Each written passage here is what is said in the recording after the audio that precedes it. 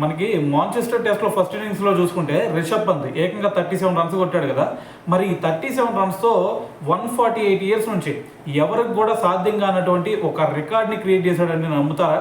ఖచ్చితంగా నమ్మి తీరాల్సిందే. అయితే మరి ఆ రికార్డ్ ఎందుకు భయ్యా అంటే, మనకి ఇంగ్లాండ్ గడ్డ మీద, అది కూడా ఇంగ్లాండ్ టీం మీద మరి 1000 రన్స్ చేసిన విదేశీ వికెట్ కీపర్స్ ఇప్పటి వరకు ఎవరు కూడా లేరు. అయితే మరి నిన్న మ్యాచ్లో అతను 37 రన్స్తో ఏకంగా 1004 రన్స్ చేసి మరి అత్యధిక స్కోర్ చేసినటువంటి, అదేవిధంగా మరి 1000 అబోవ్ స్కోర్ చేసినటువంటి ఏకైక వికెట్ కీపర్గా అయితే నిలవడం జరిగింది ఇంగ్లాండ్ మీద, అది కూడా ఇంగ్లాండ్ గడ్డలో. అయితే మరి ఈ లిస్ట్లో కనుక మనం చూసుకుంటే ఫస్ట్ ప్లేస్లో రిషబ్ పంత్ ఉన్నాడు 1004 రన్స్తో.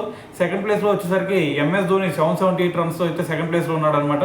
సో దాని తర్వాత మరి రాడ్ మార్ష్, అతను వచ్చేసరికి ఆస్ట్రేలియన్ వికెట్ కీపర్, తను 773 రన్స్తో థర్డ్ ప్లేస్లో ఉన్నాడు. సో దాని తర్వాత జాన్ వైట్, ఇతను దక్షిణాఫ్రికా వికెట్ కీపర్ అనమాట. సో అతను వచ్చేసరికి 684 రన్స్ చేశాడు ఇంగ్లాండ్ మీద.